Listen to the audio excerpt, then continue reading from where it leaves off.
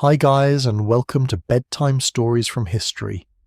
Tonight we find ourselves beside a lonely frontier trail where the sky has forgotten how to stop raining.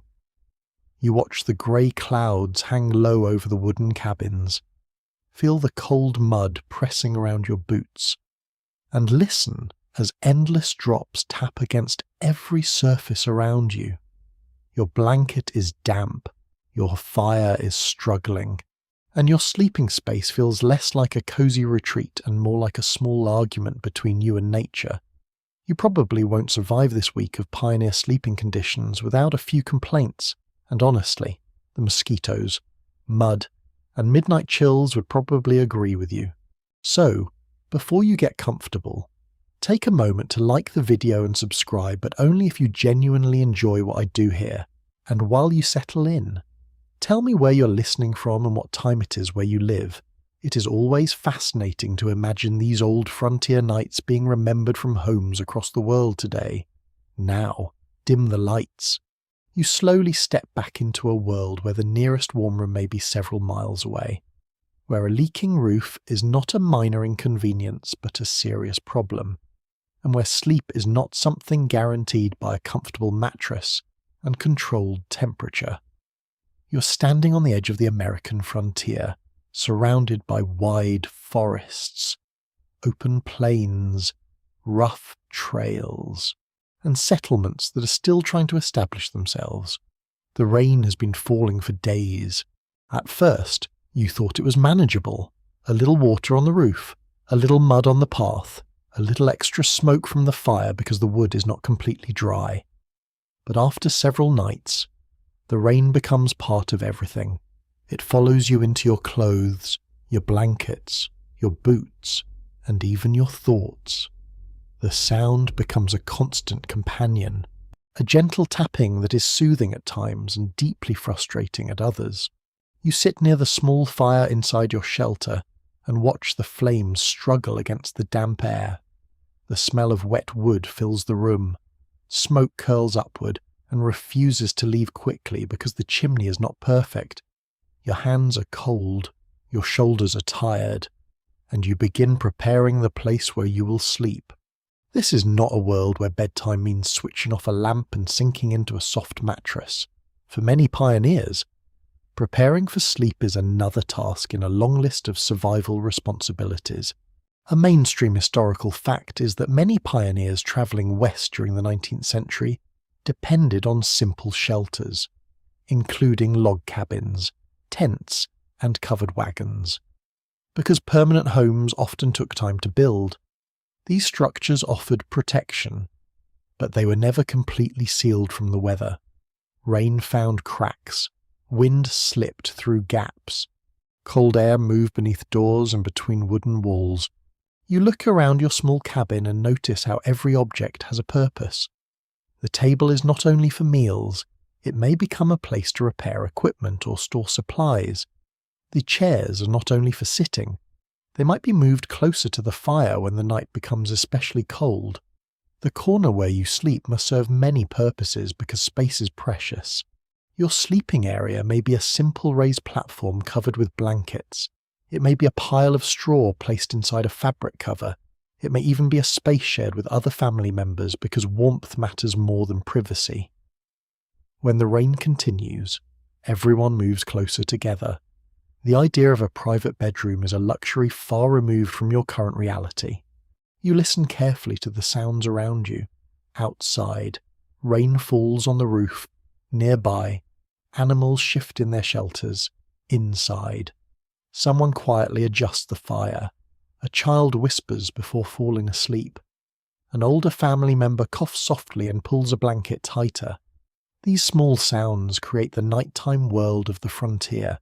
A quirky detail from frontier history is that some settlers used unusual methods to make their sleeping areas more comfortable, including filling mattresses with materials like corn husks, straw, or dried leaves when traditional bedding was unavailable. Imagine lying down after a long day and discovering that your mattress is basically a carefully arranged collection of farm leftovers. It may not feel luxurious, but after walking miles, building fences, and working through the rain. Even a rough bed can feel like a treasure. The rain also changes your sense of time. During dry weather, you measure life through tasks completed outside. You repair fences, travel roads, plant crops, and explore the land. During endless rain, the world shrinks. The trail becomes a river of mud. The fields become difficult to cross. The animals stay closer. Your cabin becomes the center of your universe.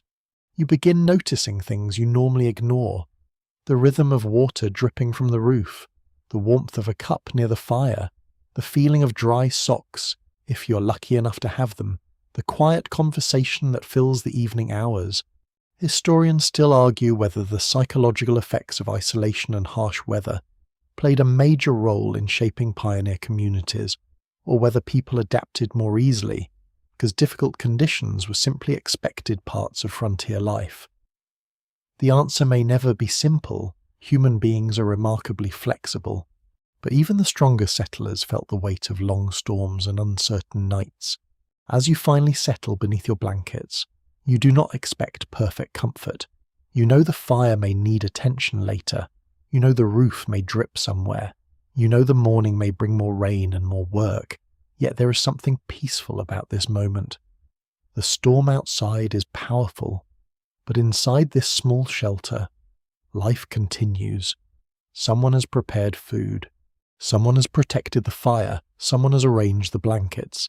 Someone has made sure everyone has a place to rest. That is the quiet truth of pioneer nights. They were not peaceful because they were easy. They were peaceful because people created small moments of safety in a world that offered very little certainty. You close your eyes and listen to the rain. The drops fall steadily above you, covering the sounds of the frontier. The darkness feels enormous, but the small glow of the fire remains. Around you are ordinary people doing extraordinary things without realizing it. They're simply trying to get through another night. And as the rain continues, your journey into the sleeping world of pioneers is only beginning. The rain continues through the night, but as morning arrives, you discover that survival on the frontier begins long before anyone thinks about sleep. The shelter above your head determines whether you will rest peacefully or spend the darkness listening to water dripping beside your face. Before a pioneer can dream, there must first be a place where dreaming is possible. You step outside into the grey morning light. The ground beneath your boots has become soft and heavy. Every movement pulls against the mud. The air smells of wet earth, soaked wood, and cold leaves. Around you, the settlement slowly wakes. A door opens. Smoke rises from a chimney. Someone carries a bucket toward a nearby stream. Another person checks the roof before beginning the day's work. Because when rain refuses to stop, a home is not just a building, it is a constant project. You look at the cabin taking shape around you and notice the careful choices hidden in every part of its construction. The logs are placed tightly together. The roof is designed to push water away. The floor is raised when possible to prevent moisture from spreading through the living space. Every small improvement matters because a single weak point can turn a shelter into a cold, uncomfortable place. A mainstream historical fact is that many pioneer cabins were built from locally available materials, especially timber in forested regions, because transporting large amounts of building supplies across long distances was difficult and expensive. Settlers often relied on the landscape around them, using nearby trees, stones, and clay to create homes that match the environment. You watch as a pioneer family works carefully around their cabin. They do not have the tools or machines that modern builders use. Every log requires effort. Every board must be shaped. Every opening must be protected from wind and rain. Building a home is not something finished in a single afternoon. It can take weeks or months of steady labor. And while the cabin is being built, sleeping remains a challenge. Temporary shelters become part of daily life. A family might sleep inside a partially completed structure while continuing construction around them. A traveller might use a simple canvas covering. A group of workers might share a rough shelter near a work site. The difference between being exposed and being protected can come down to a few pieces of wood, a stretched piece of fabric, or a carefully placed layer of insulation. You imagine lying beneath a wagon cover while rain falls above you. The canvas protects you from the worst of the weather, but it does not create a warm room. The wind still finds openings, the cold still reaches your hands and feet. Every sound feels close because there are no thick walls separating you from the storm. This is when pioneers become experts at creating comfort from very little. A blanket is not simply a blanket, it is warmth, protection, and sometimes the only barrier between your body and the cold ground. A wooden box can become a storage container during the day and a small table at night. A coat can become a pillow. A saddle blanket can become extra padding. Objects rarely have only one purpose. A quirky detail from frontier life is that some settlers used layers of newspapers or fabric scraps inside walls and around sleeping areas to reduce drafts. These simple methods were not perfect, but they showed the creativity required when people had limited resources. Imagine decorating your home with yesterday's news, because those old pages might help you sleep more comfortably tonight. The constant rain also changes the way pioneers think about location. A beautiful piece of land beside a river might seem attractive at first, but too much water can create serious problems. A low area may flood, a nearby stream may rise quickly, a damp location can make daily life much harder. You walk with the settlers as they inspect the ground around a possible home site. They search for higher areas, they look at the direction of the wind, they consider where water flows after a storm. Choosing where to sleep begins with choosing where to build. This knowledge often came from experience rather than formal training. People learned from neighbours, relatives, and previous mistakes. One family's flooded cabin could become another family's lesson. The nights inside these shelters are shaped by preparation. Before darkness arrives, someone checks the roof, someone moves supplies away from damp corners, someone gathers the driest available wood, someone makes sure the sleeping area is ready. The hours before bed become a quiet routine. You hear the scrape of tools being put away. You smell dinner cooking over the fire. You feel the warmth slowly returning to your fingers. Outside, the rain keeps falling, but inside, the small preparations create a sense of control. Historians still debate whether pioneer homes should be viewed mainly as symbols of hardship or as examples of practical adaptation and skill. Some focus on the discomfort, the cold nights, and the constant work. Others emphasize the knowledge and creativity that allowed ordinary people to create stable lives in unfamiliar places. Perhaps both views are true. The frontier was difficult, but people were not simply victims of the environment. They were active participants shaping their surroundings. As evening returns, you step back into the cabin. The walls are not perfectly straight. The floor may still feel uneven. The roof may still allow a few drops of rain to sneak through. Yet compared with sleeping beneath open skies, this small wooden room feels like a fortress. You prepare your sleeping place once again. The blankets are arranged. The fire is adjusted. The sounds of the outside world become softer behind the walls. You think about how strange it is that a structure made from simple logs can feel so valuable. Today, many people enter homes where warmth arrives instantly and rain is something watched through glass windows. But for pioneers, a dry corner beside a small fire could represent safety itself. The rain taps gently overhead.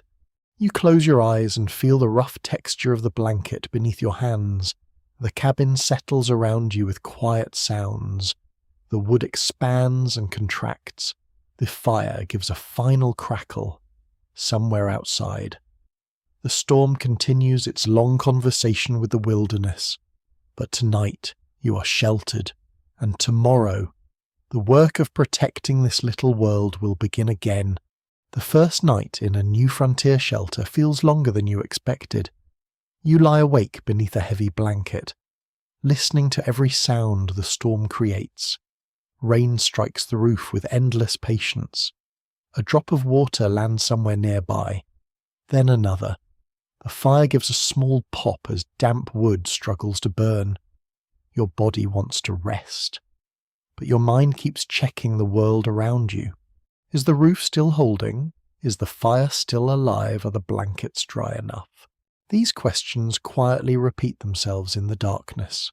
For pioneers, the earliest nights in a new place were often the most uncertain. Before a cabin became a home, before the fields produced food, before familiar paths formed through the landscape, there was only a small shelter surrounded by a large and unpredictable world. You feel the cold creeping upward from the ground, even with layers beneath you. The earth seems determined to remind you that comfort is temporary. Modern sleepers are used to carefully designed beds, insulated rooms, and steady indoor temperatures. You, however, are depending on a handful of blankets, a small fire, and the hope that the weather will be kinder tomorrow. The rain makes everything feel closer. The walls seem thinner. The night seems bigger. You turn slightly and hear the movement of others nearby. In many pioneer households, sleeping spaces were shared. Parents, children, and sometimes extended family members rested in the same room. Privacy was limited, but warmth was valuable. A crowded room could actually be an advantage when temperatures dropped. A mainstream historical fact is that many 19th century frontier families lived in one-room cabins, especially during their first years of settlement. These cabins often combined cooking, eating, working, and sleeping areas into one shared space, because building larger homes required more time and resources. You imagine the room around you during the evening. The table where meals were prepared now sits quietly in the corner. Tools used during the day are placed against the wall. Clothing hangs near the fire, slowly drying. A pair of boots waits by the doorway, still carrying traces of mud from the outside. Nothing is wasted. Every corner serves a purpose. The smell of the cabin tells the story of a life inside it. You notice smoke from the fire, the scent of wet wool, the earthy smell of wooden walls absorbing moisture, and the faint aroma of food that was cooked earlier. It is not the fresh, polished scent of a modern home. It is the smell of survival. During long rainy periods, the challenge is not only staying warm, it is staying dry. Wet clothing becomes a serious problem. Blankets that cannot dry properly become heavy and uncomfortable. Firewood collected during rainy weather may burn poorly. Even simple tasks become more difficult when every object seems to hold extra moisture. You carefully place your belongings where they have the best chance of drying. A coat hangs near the fire. A blanket is folded away from the dampest wall. Small decisions like these shape whether the night feels manageable or miserable. A quirky piece of frontier history is that some settlers created makeshift sleeping platforms, raised above the floor because floors could become cold and damp. These raised beds helped create distance between the sleeper and the moisture below. It was a simple idea, but in a world without modern insulation, a few inches of separation could make a noticeable difference. Outside, the rain continues. You imagine the trails beyond the cabin. Travelers who are still moving through the storm face even greater challenges. Their sleeping arrangements may depend on finding a friendly household, a roadside inn, or a temporary camp. A dry place to rest is not guaranteed. This creates a different relationship with hospitality. A stranger arriving at the door during bad weather might not be just an inconvenience. There might be someone who has spent the day fighting mud, cold, and exhaustion. Offering a corner near the fire could mean the difference between a miserable night and a manageable one. Inside your cabin, the storm creates a strange kind of stillness. Work outside has stopped. The fields are waiting. The roads are quiet. The usual sounds of daytime activity disappear. For a moment, the rain forces everyone to slow down. You hear conversations that might not happen during busier days. Stories are shared, memories are discussed. Children listen to adults talking about distant places and old journeys. The storm becomes part of the evening rhythm. Historians still argue whether severe weather encouraged stronger community connections among frontier settlers, or whether people mainly relied on existing family networks for survival. Some evidence suggests neighbours often helped each other during difficult conditions, while other accounts show that isolation remained a major challenge in remote settlements. Either way, the night changes how people relate to one another. You begin to understand that sleeping during endless rain is not simply about finding a comfortable position. It is about creating a small feeling of safety. The cabin may be surrounded by wilderness, but inside there is warmth, companionship, and routine. You pull the blanket closer. The rain becomes less threatening and more like a steady background sound. Your ears slowly adjust to its rhythm. The dripping water, the movement of the fire, and the quiet breathing of others around you blend together. The frontier outside remains enormous and mysterious. There are forests, rivers, mountains, and endless stretches of land beyond the walls. But tonight, your world is smaller. It is this room, this fire, this blanket, this moment. The first night is difficult because everything is unfamiliar. You do not yet know which parts of the roof leak. You do not know which corners stay warmest. You do not know how long the rain will last. But each night teaches you something. The shelter becomes more familiar. The routines become easier. The storm becomes something you can endure. As your eyes finally begin to close, the rain continues its gentle tapping above you. The cabin creaks softly. The fire settles into glowing embers. You drift towards sleep knowing that tomorrow will bring more work, more weather, and more challenges. But for now, you rest. And on the frontier, resting is its own kind of victory. The rain has become familiar now. You no longer wake at every sound from the roof. The dripping water, once a warning, has become part of the background of your nights. You recognize the different noises around you. The sharp tapping above your head means heavier rain. The softer patter against the walls tells you the storm may be weakening. The quiet crackle of the fire means someone has managed to keep the room warm for another evening. Inside the log cabin, you begin to understand that sleeping is not a separate part of pioneer life. It is connected to everything else. The way the cabin is arranged, the location of the fire, the storage of supplies, and the daily routines all influence how comfortably you can rest. You look around the small room before settling down. The cabin is simple, but every object has earned its place. There is a wooden table near the center. A few shelves hold dishes and tools. A cooking area sits close to the fire. A corner contains clothing, blankets, and personal belongings. The sleeping spaces are arranged wherever warmth and protection are greatest. This is your entire world after sunset. A familiar fact from frontier history is that many log cabins were not only homes but also workplaces. Families cooked, repaired clothing, cared for children, stored food, and rested in the same limited space. The cabin had to support every part of daily life, especially during seasons when weather prevented outdoor activities. You imagine preparing for sleep after a long rainy day. There is no hallway leading to a private bedroom. There is no quiet separation between work and rest.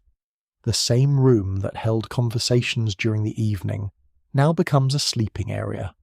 Someone moves a chair closer to the wall. Someone folds a blanket. Someone checks the fire one final time. These small actions create a nighttime routine. The arrangement of sleeping spaces often depended on the size of the family. A married couple might have a simple bed frame in one corner. Children might sleep nearby on smaller bedding. Guests could be given a place on the floor or near the warmth of the hearth. In crowded conditions, everyone learned to share space. You notice that sleeping close together has practical advantages. More bodies mean more warmth. A child who wakes from a frightening storm can reach a parent quickly. An older family member who feels cold can receive help without crossing a large room. Of course, comfort is not the same as convenience. You might hear someone turning over because the blanket has become damp. You might notice the smell of smoke lingering in clothing. You might feel the rough surface beneath your back. And remember that this is not a modern bed designed for perfect rest. Yet after a day of walking through mud and carrying supplies, this simple place feels valuable. A curious detail from pioneer households is that some families used wooden bed frames with ropes stretched across them to support mattresses. These rope beds required regular adjustment because the ropes could loosen over time. This is where the old expression about needing to tighten the ropes came from. Although the exact connection between the phrase and everyday speech is not always clear, imagine waking in the middle of the night and realizing your bed has slowly transformed into a very uncomfortable hammock. The cabin also teaches you patience. Rain changes your schedule. You cannot always repair what needs repairing immediately. You cannot always gather fresh supplies. You cannot always travel when you want to. The weather becomes a force that shapes your decisions. When storms last for days, the cabin becomes a place of waiting. But waiting does not mean doing nothing. You mend clothing. You clean tools. You prepare food. You tell stories. You teach children. You plan for better weather. The quiet hours before sleep become important moments for maintaining family bonds. Without the distractions of modern entertainment, conversation becomes one of the main ways people pass the evening. You listen as stories travel through the cabin. Someone remembers a previous home far away. Someone describes a difficult journey across the plains. Someone laughs about a mistake made during the first days of settlement. These stories are not simply entertainment. They preserve memories and help people feel connected to places they may never see again. Researchers of social history continue to examine how much pioneer families relied on emotional cooperation during difficult living conditions. Some believe shared hardship strengthened relationships because people had to depend on one another constantly. Others suggest that hardship could also create tension because crowded spaces and limited resources tested patience. The truth likely depended on the people involved. Every cabin held a different story. Every family experienced the rain differently. You feel the cabin settling around you as the night grows deeper. The logs expand slightly from moisture. The wind moves around the corners of the building somewhere nearby. An animal shifts in its shelter. The entire settlement seems to breathe with the weather. There is something strangely comforting about knowing that everyone around you is experiencing the same storm. The family in the next cabin hears the same rain. The traveller resting nearby listens to the same wind.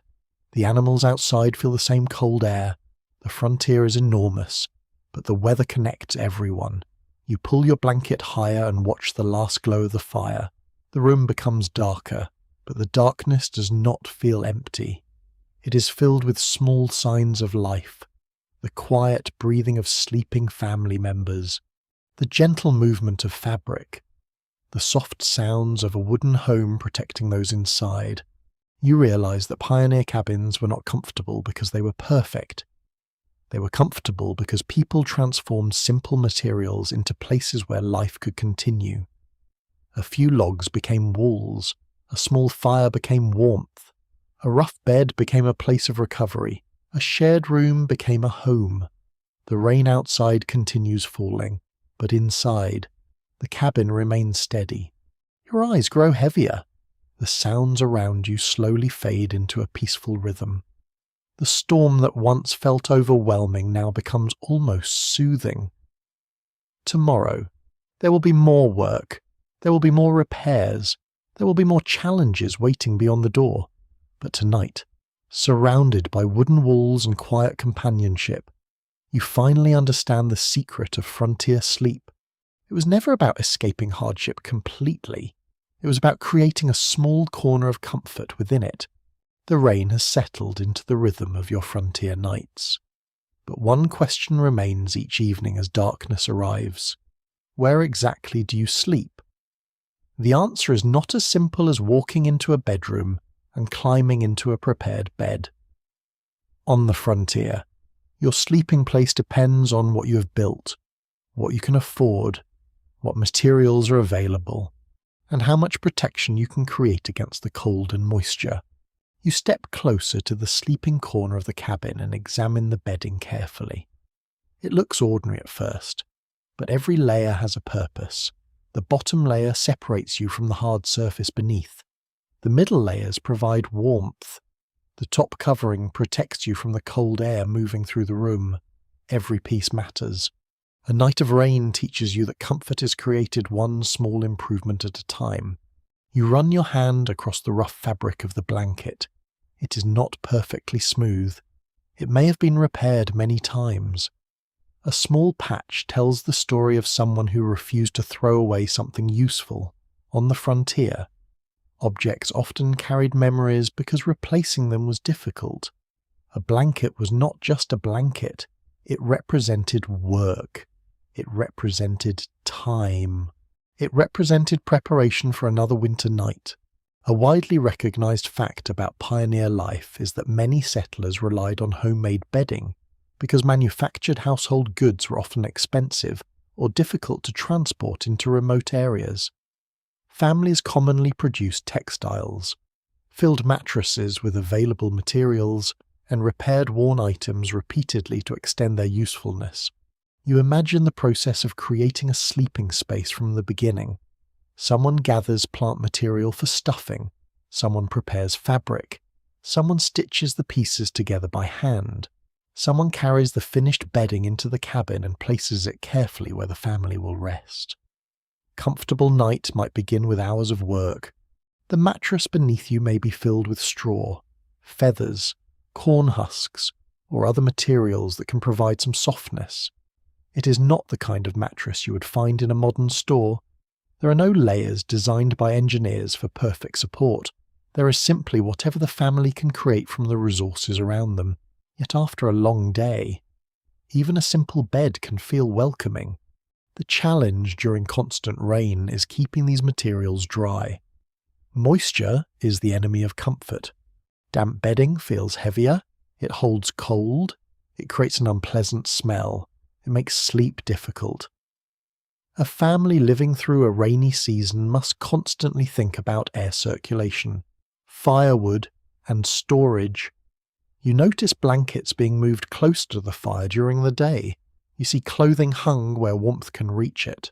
You watch someone carefully place supplies away from the walls where rain might enter. These habits become automatic. A small mistake can make the night much harder. A fascinating detail from early frontier households is that some people use dried herbs or plants inside bedding, not only for softness, but also because certain scents helped make sleeping areas more pleasant.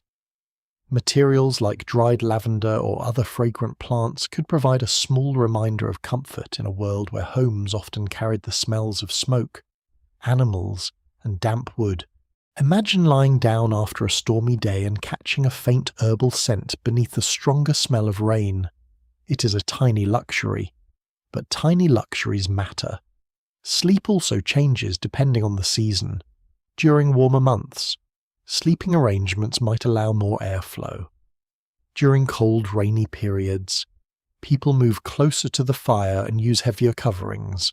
A cabin that feels spacious during summer can feel crowded when everyone gathers near the warmest area. You adjust your position carefully. One side of the bed feels warmer because it faces the fire. Another side feels cooler because it is closer to the outer wall. Even choosing where to lie down becomes a practical decision. Modern people often think of sleep as a private activity, but pioneer sleep is often communal. The sounds and movements of others are part of the experience. Someone may wake to add wood to the fire. Someone may rise before dawn to prepare food. Someone may comfort a child frightened by thunder. The night is not completely silent. It is a shared experience. Researchers studying domestic history have explored how sleeping arrangements reveal the values and challenges of past societies. Some suggest that shared sleeping spaces created stronger family connections because people spent more time physically close together. Others point out that crowded conditions also reduced personal space and could create daily frustrations. Both possibilities existed. A cabin could feel warm and connected one evening, then feel crowded and uncomfortable the next. You look around the room and realize that pioneer bedding tells a larger story. It reveals how people adapted to scarcity. It shows how families balance practical needs with the desire for comfort. It reminds you that ordinary objects can reveal extraordinary amounts about the past. The blanket tells you about clothing production.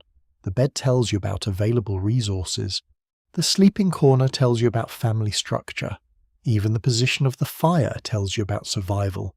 Outside, the rain continues falling gently. Water runs down the roof and collects along the edges of the cabin. The forest is dark and quiet.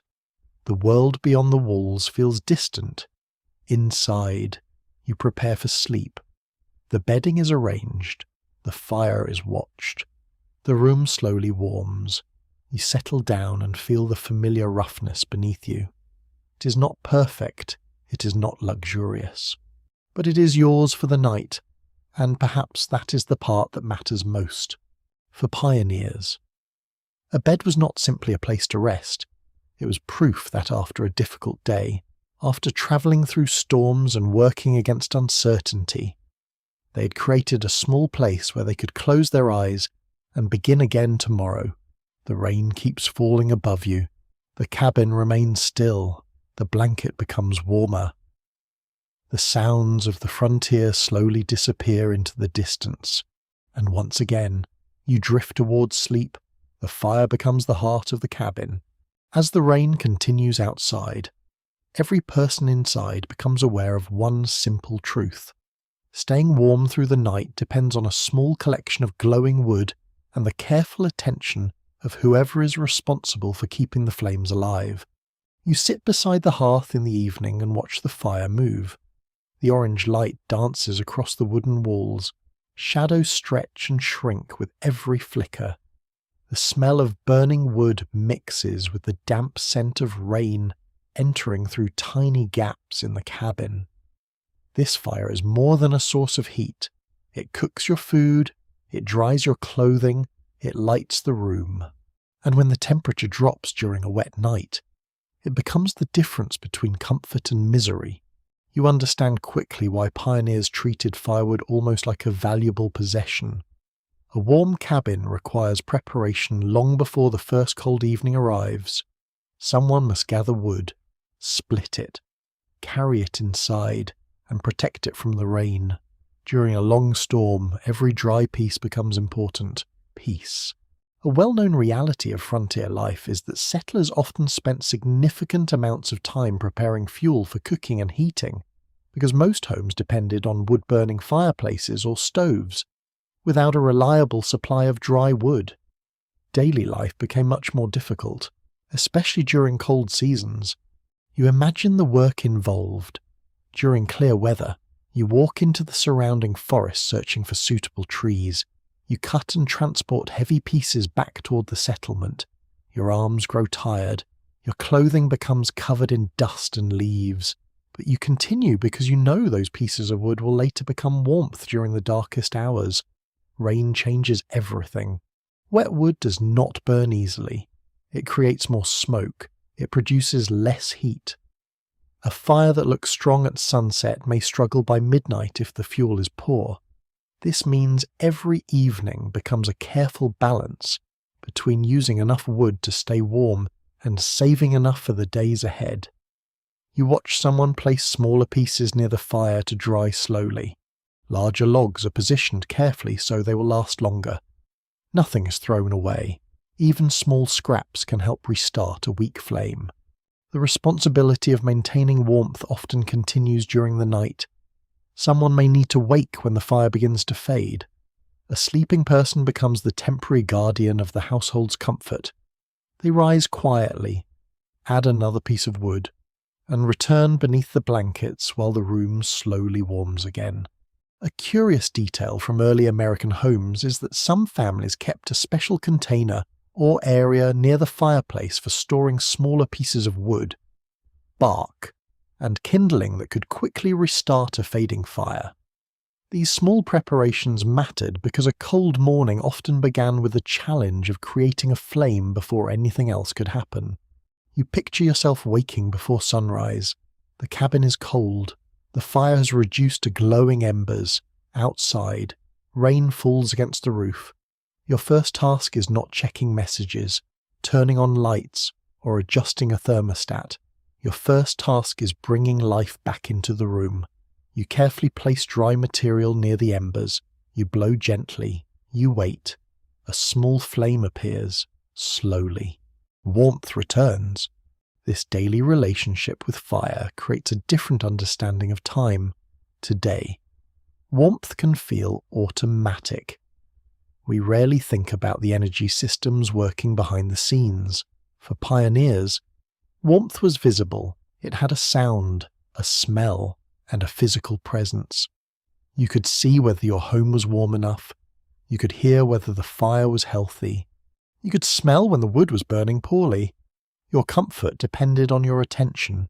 The fireplace also shaped nighttime activities. People gathered around it because it was the warmest part of the cabin. Conversations happened there. Repairs were made there. Stories were shared there. The fire created a natural centre where people spent the final hours before sleep. You listen to voices around you as the rain continues. Someone tells a story from a previous journey. Someone laughs quietly. Someone explains a plan for tomorrow if the weather improves. The fire creates a small island of connection in the middle of a large and uncertain landscape. Historians continue to explore how the fireplace functioned as both a practical tool and a social centre in frontier homes. Some researchers emphasize its role in survival, while others highlight its importance in creating family traditions and shared experiences. The hearth was not simply where people stayed warm, it was where daily life gathered. You begin to appreciate how much effort went into a single comfortable night. The dry blanket required preparation. The cabin required maintenance. The fire required attention. The food required work. Sleep was the final reward after countless small tasks. Outside, the storm continues its steady rhythm. The rain may last another day. It may last another week. But inside the cabin, the fire remains a sign that people are prepared. You pull your blanket closer and watch the last flames moving gently. The warmth reaches your hands. Your tired body relaxes. The sounds of the storm become softer. The fire cracks. The rain falls. The cabin rests. You realize that pioneer nights were not quiet because nothing happened. They were quiet because everyone had worked hard to create a moment where nothing needed to happen. For a few hours, the repairs could wait. The fields could wait, the journey could wait. The only task left was to rest. The flames continue glowing beside you as your eyes become heavier. The wooden walls hold back the cold. The blankets hold your warmth. The rain outside becomes a distant melody. And as you drift toward sleep, the small fire beside you keeps watch through another long frontier night. The rain follows you onto the trail.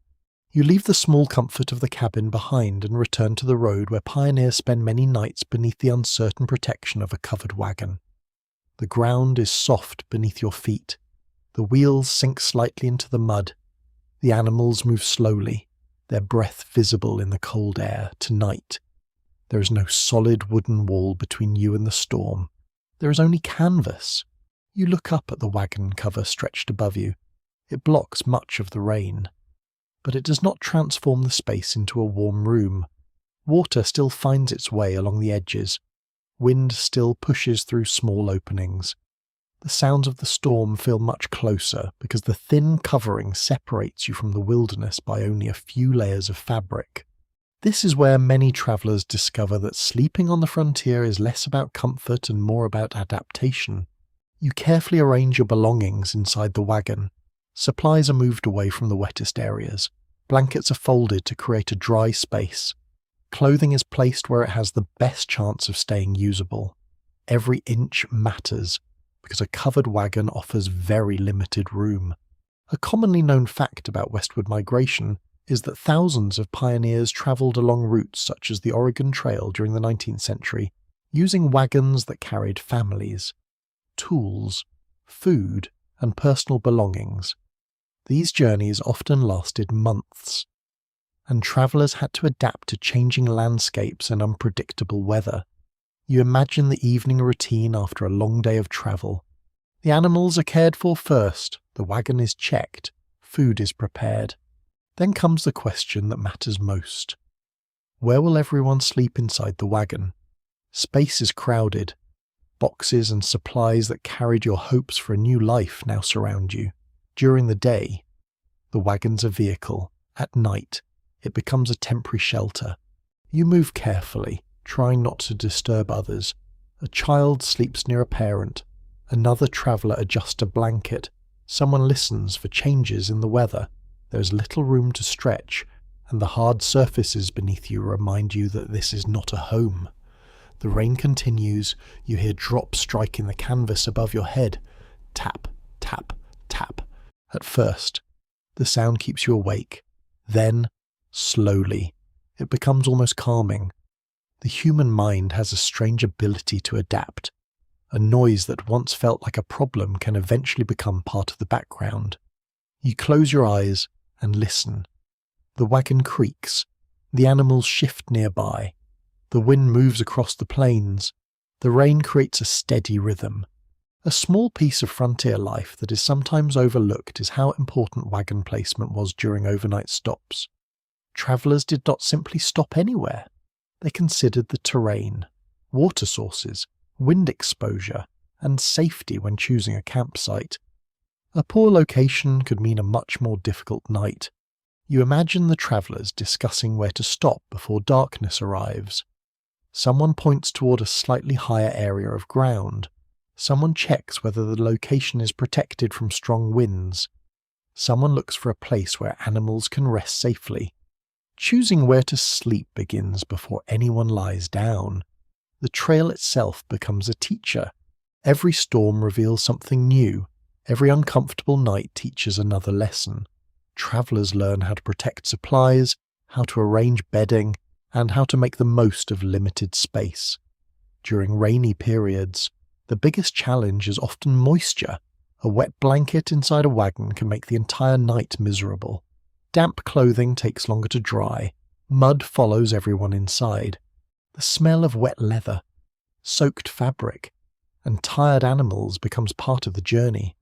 You understand why pioneers valued moments of dry weather so deeply. A sunny afternoon was not just pleasant, it was an opportunity to repair equipment, dry belongings, and prepare for the next storm. Researchers who study migration history have examined how weather influenced travel decisions on major trails. Some suggest that environmental conditions shape the timing and speed of migration more than many traditional accounts acknowledge. Others believe that human choices, including preparation and cooperation, played an equally important role. Either way, the weather was always present. It was a companion no traveller could ignore. As night deepens, you notice the difference between sleeping in a cabin and sleeping in a wagon. The cabin feels like a permanent place, even if it is rough. The wagon feels temporary. It reminds you that tomorrow you will wake, pack your belongings, and continue moving. The journey does not stop simply because you're tired. You pull your blanket around yourself and try to find the most comfortable position possible. The wagon floor is hard, the air is cold, the rain is constant. Yet there's also a strange sense of adventure. You're moving towards something unknown. You're carrying your future with you. Every difficult night is connected to the hope of reaching a new home. A small, unusual practice among some travellers was using personal items such as folded clothing, sacks, and spare materials as extra padding during wagon nights. People became skilled at turning ordinary objects into temporary comforts. A coat could become a pillow, a bag could become a cushion. A simple arrangement could improve a night of rest. The rain continues above you, but inside the wagon, people remain together. Someone whispers a few words before sleep. Someone checks the animals one last time. Someone adjusts the canvas. Then the camp becomes quiet. The vast frontier surrounds you, but you're not completely alone. Other wagons may be nearby. Other families may be listening to the same storm. Across the darkness, many people are experiencing the same struggle. You close your eyes. The wagon gently moves whenever the wind pushes against it. The rain creates a soft pattern overhead. Your body slowly relaxes despite the uncomfortable conditions. Tomorrow, the wheels will turn again, the trail will continue, the search for a new home will go on, but tonight, beneath a simple wagon cover, you rest as generations of pioneers once did, listening to the rain and trusting that morning will eventually arrive. The rain does not only change where you sleep, it changes how you experience childhood. Inside the small cabin, children learn the language of storms before they are old enough to understand the larger world beyond the walls. They know the sound of heavy rain against the roof. They know the feeling of cold mornings when blankets are slow to warm. They know that a wet trail means muddy shoes and that a dark sky may mean another evening spent indoors. You watch the children of the frontier move through their daily lives. Their world is smaller than the one many children know today, but it is filled with discovery. The cabin becomes a place for imagination, learning, chores, and rest. When rain prevents outdoor activities, children find ways to occupy their time. They listen to stories from older family members.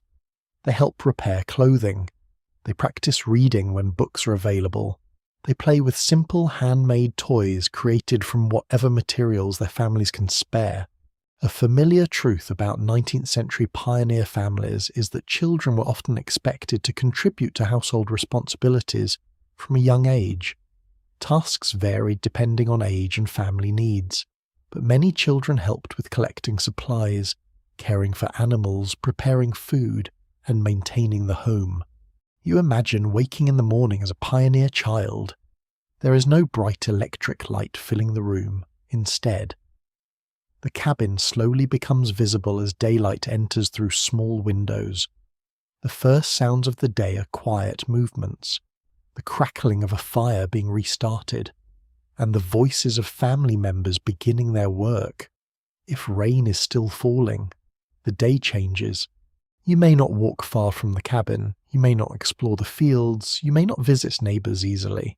Instead, you remain inside, where the same room serves as a classroom, workshop, and sleeping area. The long rainy evenings can feel endless to a child. Imagine watching drops slide down the window while waiting for better weather. Imagine hearing adults discuss when the roads might become passable again. Imagine wondering when you will be able to run outside without stepping into deep mud. Yet children are remarkably adaptable. They create entertainment from ordinary things. A piece of wood becomes a toy. A scrap of cloth becomes a doll. A story becomes an adventure. A rainy afternoon becomes a chance to learn something new. The frontier childhood experience is often remembered as difficult, but it was also filled with creativity. Children were not simply waiting for modern comforts that did not exist. They built their own forms of happiness from the world around them. A small detail from pioneer childhood is that many handmade toys reflected the materials available nearby. Children might play with carved wooden animals, cloth dolls, miniature tools, or objects shaped from leftover household materials. These simple creations reveal how imagination can transform ordinary items into sources of joy. As evening arrives, children prepare for sleep much like adults do. They help arrange blankets. They put away small belongings. They move closer to warmer areas of the cabin. The sleeping arrangement teaches lessons about family life. There may not be separate bedrooms, there may not be quiet personal spaces, but there is closeness. A child falling asleep during a storm might hear parents talking nearby. They might feel the warmth of another person beside them. They might know that even though the outside world is cold and uncertain, the family inside the cabin remains together. You think about how different this feels from childhood today. Many children grow up with rooms designed specifically for them. They have personal beds, toys, books, and spaces for privacy. Pioneer children often shared everything, from work responsibilities to sleeping areas. That shared experience shaped how they understood family. The storm also influenced children's fears and feelings. Thunder could sound enormous inside a small cabin. Strong winds could make the walls creak. A leaking roof could become a source of worry. But children also learned confidence through these experiences. They saw adults solve problems. They watched repairs being made. They learned that discomfort could be managed. Researchers studying childhood in historical societies often explore the balance between hardship and independence. Some suggest that children in earlier periods developed practical skills and responsibilities sooner because daily life required their participation. Others note that childhood joy and play remained important, even under difficult conditions. The reality was complex. A child could carry heavy responsibilities and still laugh during a rainy afternoon. A child could understand hardship and still dream. A child could live without many modern comforts and still feel deeply loved. You listen as the rain continues outside the cabin, nearby. Children begin settling down for the night. The energy of the day slowly disappears. Small voices become quieter. Movements become slower. A parent adjusts a blanket. A child asks one final question. Someone tells a familiar story. Then the room becomes calm. The fire gives a gentle glow. The rain creates a steady sound above the roof. The cabin that felt crowded during the day now feels protective. You notice something important. For pioneer children, sleep was not just a break from work. It was a place where imagination continued. Dreams could carry them beyond the walls of the cabin. They could imagine distant places, future homes, and adventures waiting beyond the next clear morning. The storm outside may limit where their feet can go, but it cannot limit where their minds can travel. As you close your eyes, you picture these children sleeping through another rainy night.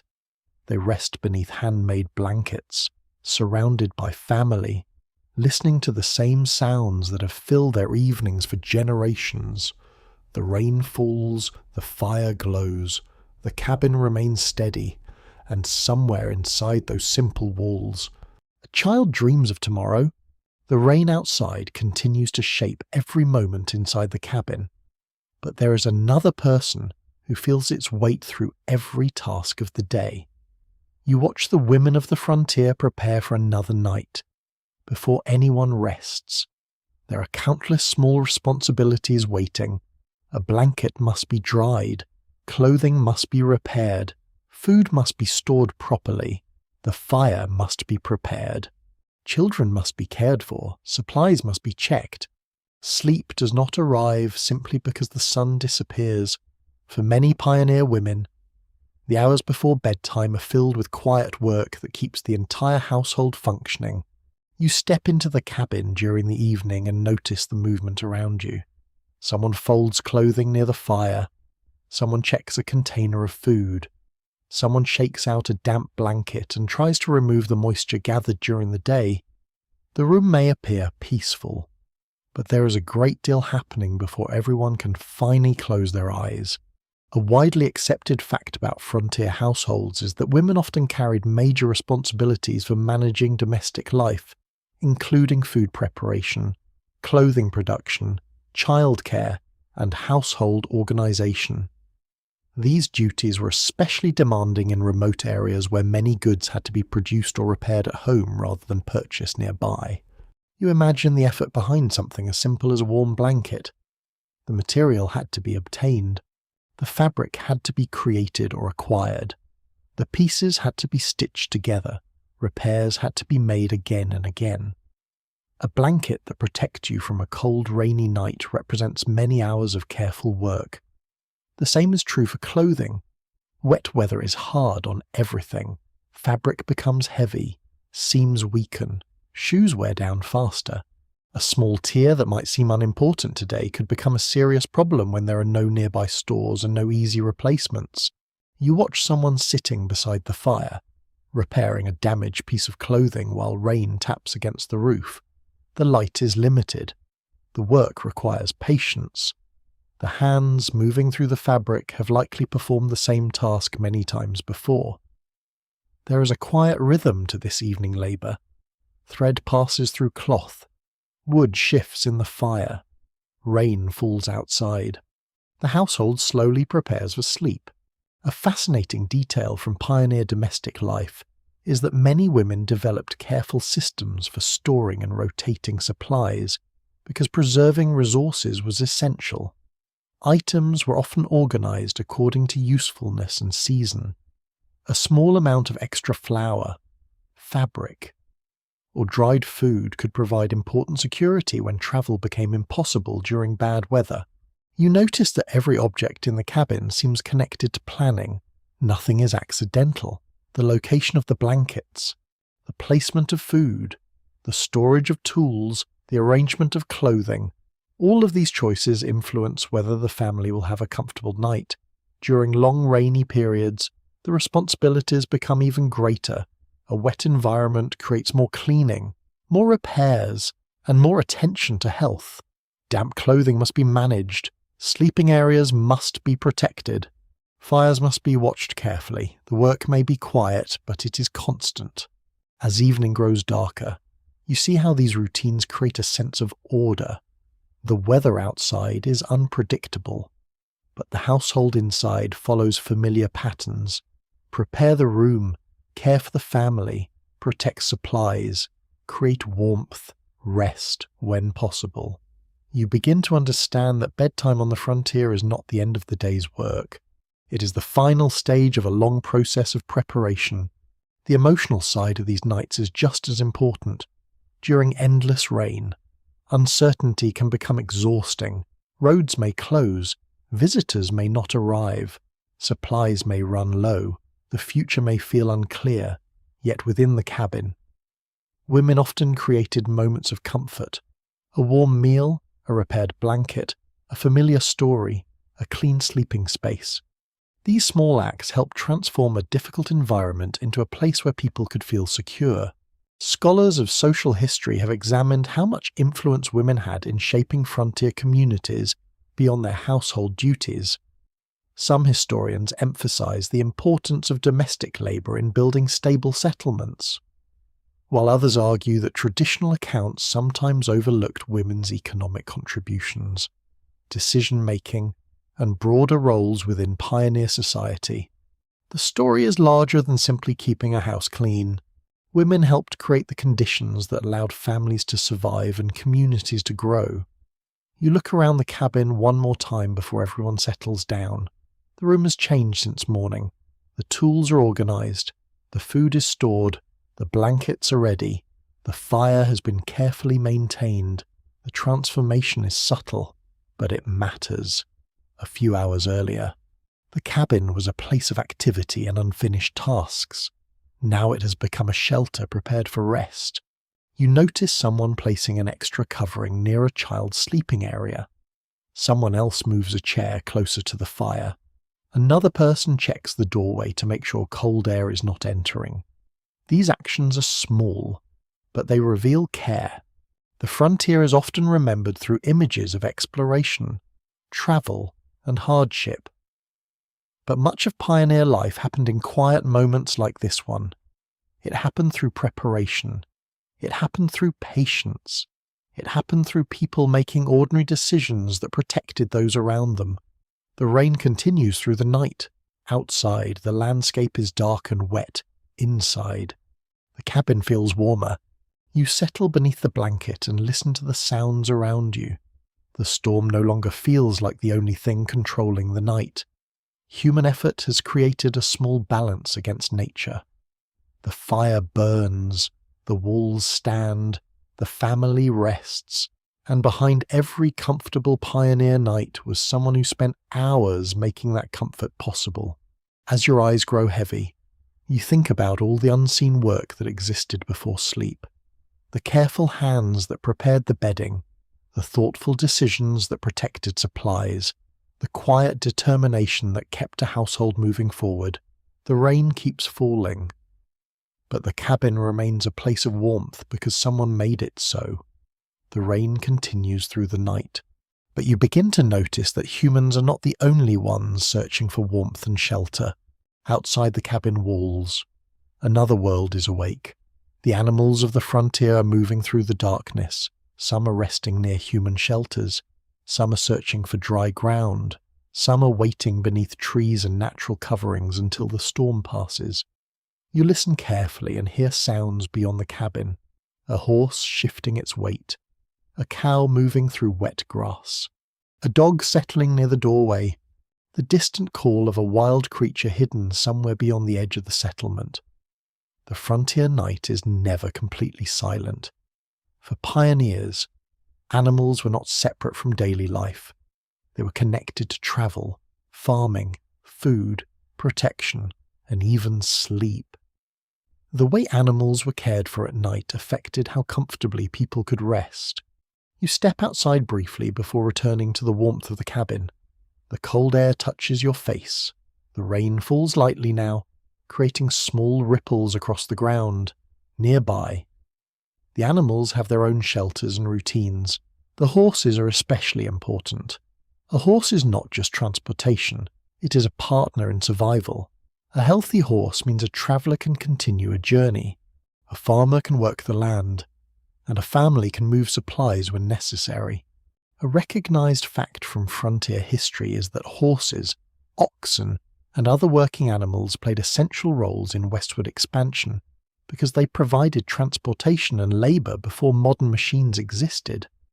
Their care was a daily responsibility, especially during harsh weather. You imagine a pioneer waking during a rainy night because a horse is restless.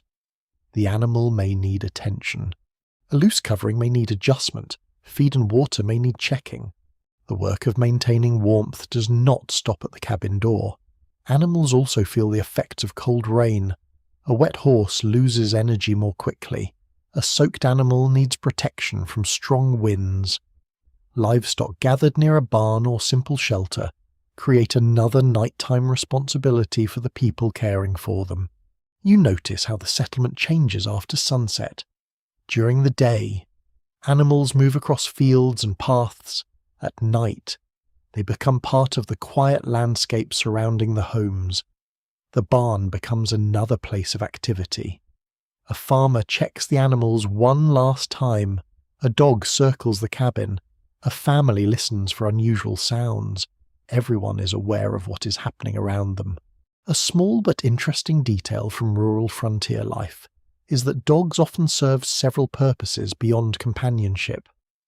They could warn families of approaching people or animals, help with farm tasks, and provide a sense of security during isolated nights. A barking dog during a storm could be both comforting and alarming. You imagine lying beneath your blanket while hearing a dog suddenly react outside. For a moment, everyone wakes. Is it only the wind? Is it another animal? Is someone approaching through the rain? Then the sounds fade, and the cabin becomes quiet again. These moments remind you how different nighttime awareness was in the frontier. Today, many people sleep surrounded by layers of technology and security systems. Pioneer families depended much more on observation and familiarity with their surroundings. They learned the normal sounds. They recognized unusual movements. They paid attention. The animals around them became part of this understanding. The relationship between people and animals also shaped sleeping arrangements. In some cases, animals were kept close because they provided warmth, protection, or convenience. In other situations, keeping animals separate was important for cleanliness and safety. The balance depended on circumstances. A family travelling in a wagon might have fewer options than a family living in a more established settlement. Space was limited. Weather conditions were unpredictable. Decisions had to be practical. You think about the image of a pioneer camp during a rainy night. Wagons form a small circle. Animals rest nearby. Fires burn low. People sleep under coverings while listening to the storm. It is a scene of movement and uncertainty, but also cooperation. Everyone depends on everyone else. The people depend on the animals. The animals depend on the people. Together, they face the environment. Historians have explored how relationships between settlers and animals influenced the development of frontier communities. Some focus on the economic importance of livestock and transportation. Others highlight the emotional bonds people formed with working animals that shared difficult journeys and daily struggles. A horse that carried a family across hundreds of miles was not easily forgotten. A dog that guarded a lonely cabin became part of the household story. An animal that survived harsh conditions alongside people became a symbol of endurance. You return inside the cabin and feel the difference immediately. The warmth of the fire surrounds you. The sounds outside become softer through the wooden walls. Yet you remain aware of the life continuing beyond the door. The animals are resting.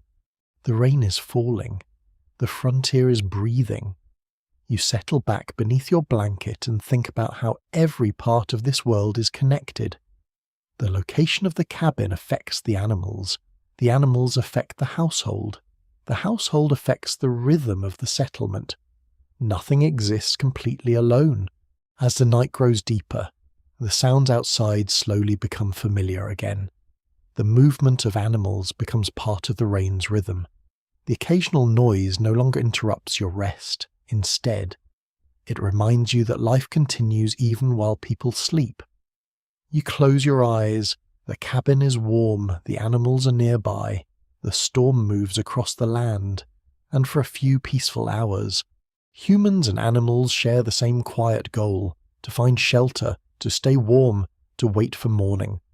The frontier night continues around you, but inside this small world of wood, fire, and living creatures, there is a sense of balance. The rain may be endless, the cold may be difficult, but together, everything adapts.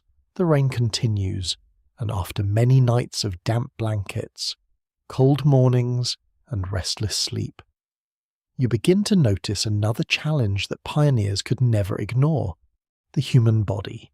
Even when the cabin is warm and the fire is burning, long periods of cold, wet weather place pressure on everyone. A simple cough can become concerning. A tired body may struggle to recover. A small injury may take longer to heal when conditions are uncomfortable. You wake during another rainy morning and feel the heaviness of the air. The cabin smells of smoke and damp wood. Someone nearby is not feeling well.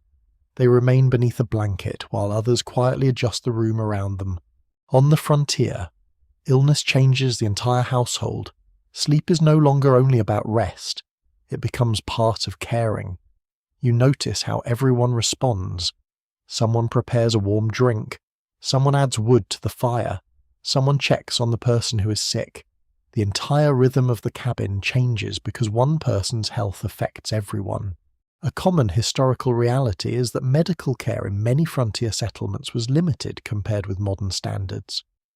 Doctors were often far away, and families frequently relied on home remedies, practical knowledge, and assistance from neighbours when dealing with sickness. You imagine what it feels like to be unwell during a long rainy period. The weather prevents easy travel. The roads are difficult. A visit from a medical professional may take time until help arrives. The family must do what it can. The cabin becomes a place of patience. Warmth becomes important. Rest becomes important. Comfort becomes important. People use the resources available to them. They prepare simple meals. They encourage rest. They keep the sleeping area as dry as possible. They use knowledge passed down through families and communities. Some remedies were based on experience. Others were connected to traditional beliefs that may not have had the same understanding of medicine we have today. Yet these practices reveal something important about pioneer life. People were constantly searching for ways to care for each other in difficult circumstances. A curious detail from 19th century households is that many families kept collections of dried plants and herbs because these materials had many practical uses, including cooking, household tasks, and traditional remedies. A small bundle hanging near the cabin wall could represent both everyday usefulness and generations of accumulated knowledge. You look toward the corner where these supplies are stored. The items seem simple, but they reflect careful preparation. Nothing is gathered without purpose. Nothing is kept without reason. During endless rain, preventing illness is just as important as responding to it. Keeping clothing dry, maintaining a clean sleeping area, and protecting food supplies all become part of staying healthy. You watch someone shake out bedding near the fire. Another person opens the door briefly to allow fresh air inside. Someone cleans a damp corner where moisture is collected. These actions may seem ordinary, but they are important. Cabin must breathe, a sleeping area must be protected, a fire must be maintained. The small decisions of daily life shape how people experience hardship. Sleep itself becomes a form of healing after long days of work. The body needs time to recover. A warm blanket and a quiet room become valuable resources. You understand why pioneers valued a peaceful night. It was not simply a pleasant experience, it was necessary. The challenge is that rainy weather does not always allow complete rest. A person caring for someone who is sick may wake throughout the night. A parent may check on a child. Someone may need to adjust the fire. Someone may need to replace a damp cloth or prepare more water. The household sleeps lightly because responsibility continues even after darkness arrives. Researchers examining historical communities often discuss how families managed illness before modern healthcare systems became widely available. Some emphasize the importance of local knowledge and mutual support. Others point out the limitations and dangers of relying on treatments that were not always scientifically effective. The experience of frontier healthcare was filled with both resourcefulness and uncertainty.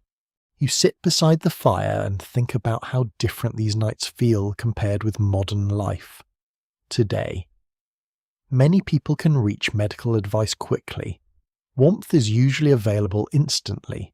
Dry clothing and comfortable bedding are easy to obtain. For pioneers, comfort required preparation, health required attention, recovery required time. Yet there was also a strength created by this way of life. People learn to observe carefully. They learn to notice small changes. They learn to help one another. The rain outside continues its steady rhythm. Inside, the cabin becomes quieter. The person who was feeling ill finally rests. The fire burns steadily. The family settles back into their sleeping positions. You hear the soft sounds of breathing around you. The storm is still present, but the cabin feels calmer now. The difficult night has passed, and morning will bring another chance to continue. You pull the blanket closer and feel the warmth around you. The frontier was not a place where people avoided hardship. It was a place where they developed countless ways to live alongside it. Cold rain, limited supplies, long distances, uncertain conditions. These were not temporary inconveniences. They were part of the environment people had chosen to enter. But so were other things: family, community, ingenuity, hope. As your eyes become heavier, you think about the quiet acts of care that filled these cabins. The person who added wood to the fire, the person who prepared a warm drink, the person who repaired a blanket, the person who stayed awake a little longer to make sure someone else could sleep. These moments rarely appear in dramatic stories of exploration, but they were the moments that kept daily life moving. The rain continues outside, the cabin remains warm, and slowly, gently, you drift back into sleep. The rain keeps falling, but tonight your journey takes you away from the family cabin and onto the paths where strangers search for a place to rest. You imagine yourself walking through the dark frontier landscape with tired legs and a heavy coat. The trail beneath you is soft with mud. Your supplies feel heavier after hours of travel. The last light of evening has disappeared, and the cold air tells you that finding shelter is no longer simply convenient. It is necessary. For pioneers, travellers, and workers moving across expanding settlements, a dry place to sleep could feel like a gift. A roof, a warm corner, and a small fire could transform an exhausting night into something manageable. You approach a small settlement where a few lights glow through windows. Somewhere nearby, a traveller has already arrived. Another person is looking for a place to stay. The sound of conversation mixes with the rain as people gather indoors. This is the world of frontier hospitality. A well-established fact about 19th century travel is that many travellers depended on inns, private homes, trading posts, and temporary shelters during long journeys because roads and settlements were often separated by great distances.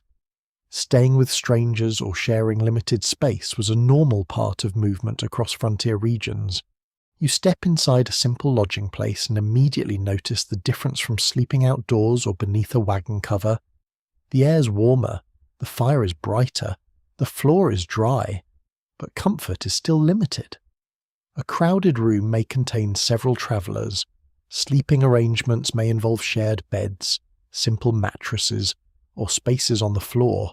Privacy is rare. Personal belongings must be kept nearby. Everyone understands that this is not a permanent home. It is a place to recover before continuing onward. You remove your damp coat and place it near the fire. The warmth slowly reaches your hands. Around you, other travellers do the same. Some have been riding for days. Some are carrying supplies. Some are searching for new opportunities in unfamiliar places. Everyone has a story. The rain creates a temporary community. A person who is a stranger outside becomes a companion inside. Someone shares information about road conditions. Someone explains where the next settlement can be found. Someone offers advice about the safest route after the storm. In a world where communication was slower and travel was harder, these small conversations mattered. A curious detail from frontier lodging is that some travellers carried their own sleeping materials, such as blankets, because they could not always expect comfortable bedding wherever they stopped. A traveller's blanket was not only for warmth, but also a personal item that provided familiarity during uncertain journeys. You imagine unfolding your own blanket after a long day. It may not be perfectly clean, it may not be especially soft, but it belongs to you. It carries the feeling of a familiar object in a constantly changing world. The people around you prepare for sleep. A lamp burns low. The fire settles. The rain continues outside. Someone chooses a corner near the wall. Someone else finds a place closer to the warmth. A family adjusts their sleeping arrangement to make room for another traveller who arrived late. This sharing of space reveals something important about frontier communities. Survival often depended on cooperation. A person travelling alone could become vulnerable quickly. Bad weather, injury, or exhaustion could turn a simple journey into a serious challenge. Offering shelter was sometimes an act of kindness, but it was also part of a culture where people understood that circumstances could change quickly. One night you might welcome a stranger, another night you might need that same kindness yourself. Researchers studying frontier society have examined how much hospitality was driven by generosity and how much was influenced by practical necessity. Some believe communities developed strong traditions of helping travellers because everyone understood the dangers of isolation.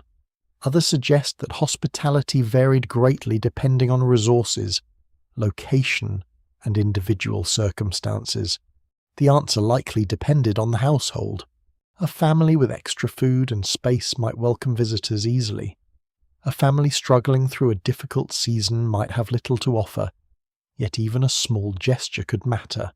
A warm place near the fire, a cup of water, a corner of the room, a few hours of rest.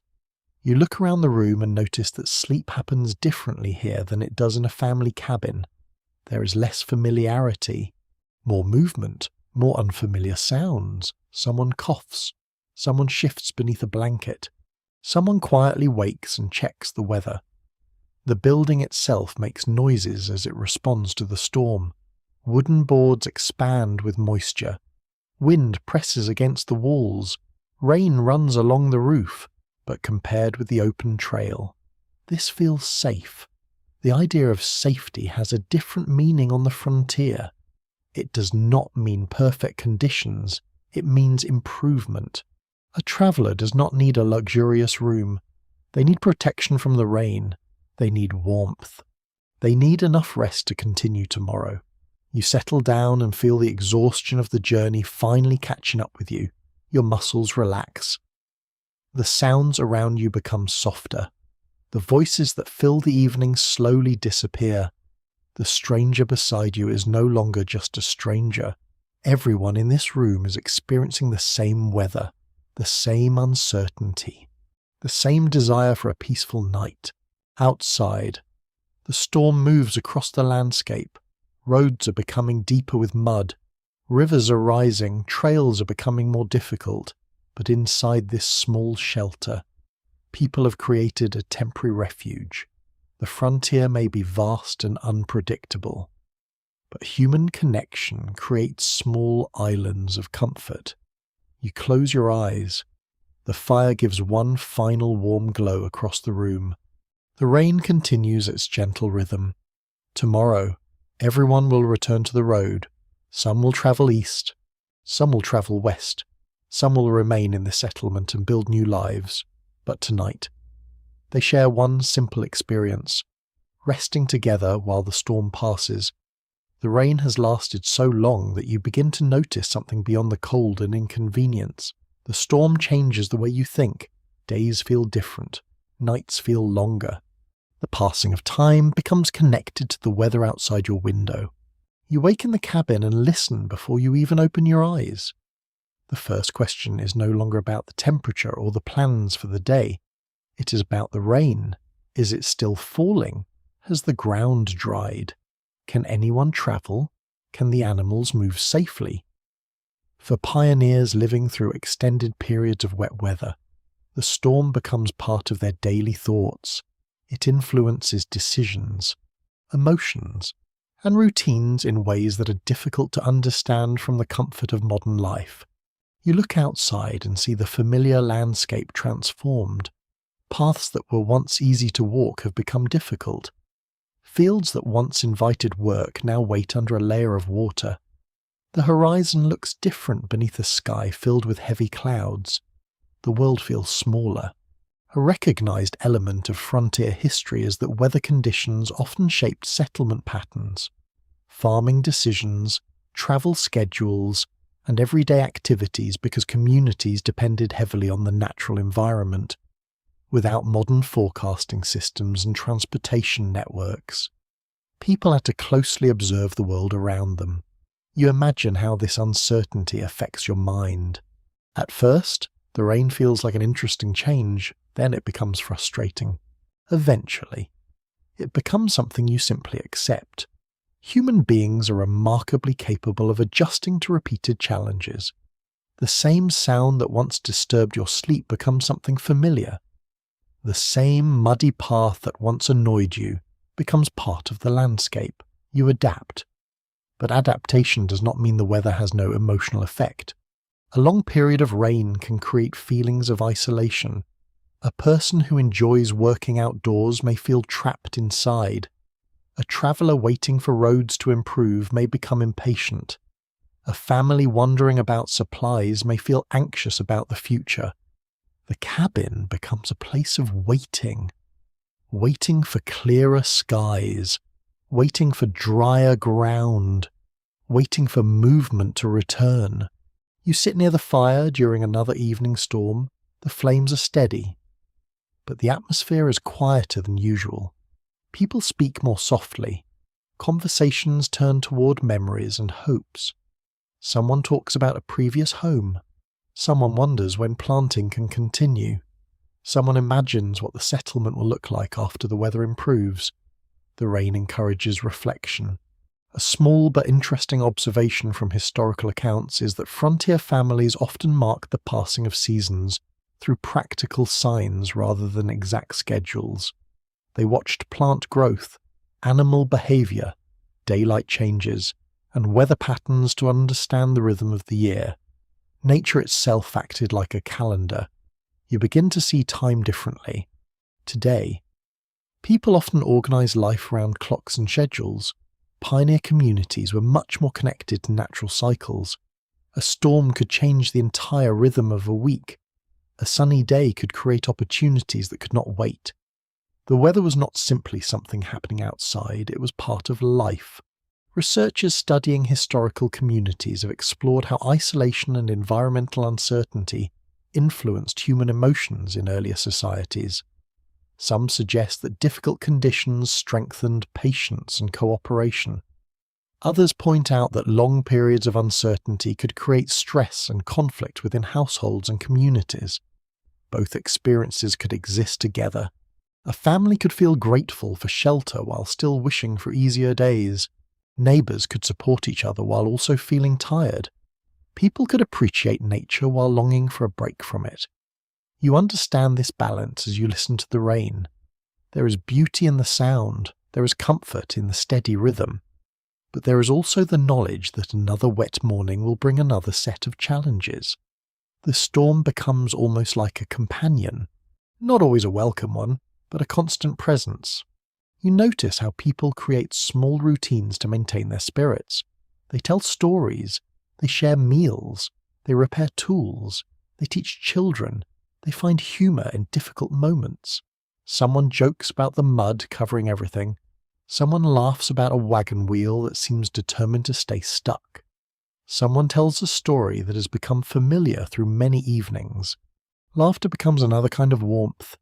A quirky detail about frontier humour is that settlers often created jokes and sayings about weather, travel problems, and daily struggles because humour helped people cope with difficult circumstances. A person who could laugh at a frustrating situation could sometimes make the hardship feel smaller. You imagine that laughter filling the cabin. The rain is still there. The mud is still there. The work is still waiting, but for a moment, the storm loses some of its power. This is the hidden side of pioneer survival. It was not only about physical endurance, it was also about emotional endurance. People needed ways to remain hopeful when conditions were uncertain. They needed stories, relationships, routines, and small moments of comfort. You look around the cabin and realize that the walls are protecting more than bodies. They are protecting memories. They are protecting conversations. They are protecting the feeling of belonging. Outside, the frontier remains enormous. Inside, life continues. As night approaches, you prepare your sleeping area once again. The blanket feels familiar now. The sound of rain is no longer strange. The fire creates the same warm glow it has created on previous evenings. You lie down and listen. The storm continues, but you are different. You understand its rhythm. You know how people respond. You know that even when the weather controls the outside world, it does not completely control the human spirit. The rain may decide when roads open. It may decide when fields can be worked. It may decide when journeys continue. But it cannot decide whether people share stories, care for one another, or create moments of peace. Your eyes grow heavier. The cabin becomes quiet. The rain falls gently above you. And as sleep arrives, you feel the strange comfort of a storm that once seemed endless, but has now become part of your frontier memory. The rain that surrounds you is not the same everywhere. You have spent many nights imagining the frontier as one vast landscape, but now you begin to notice the differences hidden within it. A cabin deep among forests experiences storms differently from a small home on the open plains. A mountain settlement faces different challenges than a community near a river valley. The way pioneers sleep depends greatly on where they live. You step into different regions of the frontier and discover that there is no single pioneer experience. The landscape itself shapes the night. In a forested area, you're surrounded by towering trees and thick vegetation. The rain falls through layers of leaves before reaching the ground. The air smells rich with wet bark and earth. Here, wood is often easier to find, making fireplaces and cabins more practical. But the forest creates its own challenges. The ground stays damp. Paths become slippery. Moisture gathers quickly. You imagine sleeping inside a small log cabin surrounded by trees. The walls feel solid. But the constant dampness reminds you that the forest is always present. The wood that protects you also absorbs the weather around it. A familiar fact about frontier settlement is that pioneers adapted their building methods according to local environments. Those living in heavily forested regions often used available timber, while settlers on open plains had to develop different approaches because trees and building materials were less abundant. You travel westward in your imagination, and the landscape begins to change. The forest becomes smaller. The horizon expands. The wind becomes stronger. Now you are on the plains. Here, rain feels different, without thick forests blocking the weather. Storms move across the open land with great force. The sky seems enormous. Clouds stretch farther than your eyes can follow. A simple shelter can feel very small beneath such a vast landscape. You think about sleeping inside a wagon or a simple sod house during a rainy season. The sound of wind becomes a major part of the night. The open plains create a feeling of exposure, even when you are protected. The challenge is not only staying dry, it is feeling secure. The endless horizon can be beautiful during the day, but at night it reminds you how far away help may be. A fascinating detail from prairie settlements is that some pioneers built homes from blocks of thick grass and soil because traditional lumber was difficult to obtain in areas with few trees. These structures, often called sod houses, provided surprising insulation against temperature changes, although they came with their own challenges involving moisture and maintenance. You imagine lying inside such a home during heavy rain. The walls are made from the earth around you. They connect you directly to the landscape. You're not separated from nature completely. Instead, you're using nature itself as protection. Further west, the mountains create another experience. The air becomes colder. The paths become steeper. Weather changes quickly. A rainy evening in a mountain settlement may bring concerns about falling temperatures and difficult travel conditions. A family living in higher elevations must think carefully about supplies and shelter, because reaching outside help may be complicated. You picture a small cabin tucked among mountain slopes. Rain falls against the roof while mist covers the surrounding peaks. The world outside feels distant. The fire inside becomes even more important. Every region creates a different relationship with sleep. The forest teaches you about moisture. The plains teach you about exposure. The mountains teach you about isolation. Even settled communities near rivers experience unique challenges. Water provides important resources, but too much water creates problems. A peaceful stream can become dangerous after heavy rainfall. Damp ground can affect buildings and travel routes. You begin to understand why choosing a sleeping place was never a simple decision. The location of a home influenced every night that followed. Researchers studying frontier geography have examined how environment shaped settlement choices across North America. Some emphasize economic factors such as farming opportunities and transportation routes.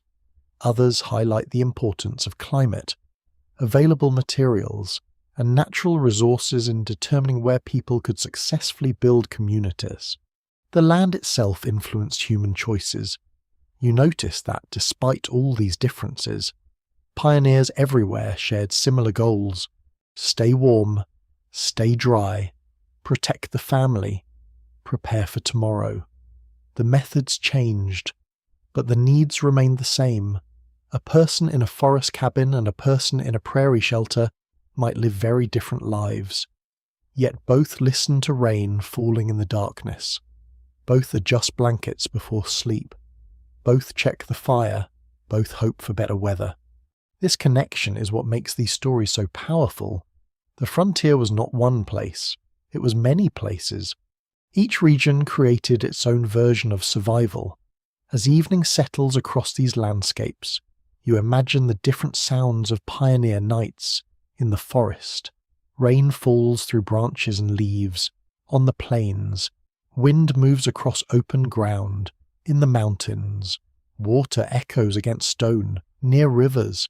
Streams grow louder after storms, different sounds, different landscapes. Same human desire for rest. You return to your imagined cabin and settle beneath your blanket. The rain above you is familiar again. You no longer think of it as only an obstacle. It is part of the environment that shaped these lives. The storm outside connects all these distant places. It reminds you that pioneers were constantly negotiating with the world around them. They did not control the weather. They learned from it. They built around it. They slept through it. And slowly, over time, they created homes where future generations could rest more easily. The fire burns quietly beside you. The walls hold steady. The rain continues its gentle rhythm. You close your eyes and imagine all the different pioneer shelters scattered across the frontier, each one glowing softly in the darkness. Different landscapes, different challenges, different stories. But tonight, all of them share the same peaceful moment, resting beneath the sound of the rain. The rain has finally begun to change. You notice it before you see it. The sound above the roof is softer now. The heavy drops that once struck with determination have become a lighter rhythm. The wind no longer pushes against the walls as strongly. Outside, the frontier landscape seems to be taking a slow breath after a long struggle.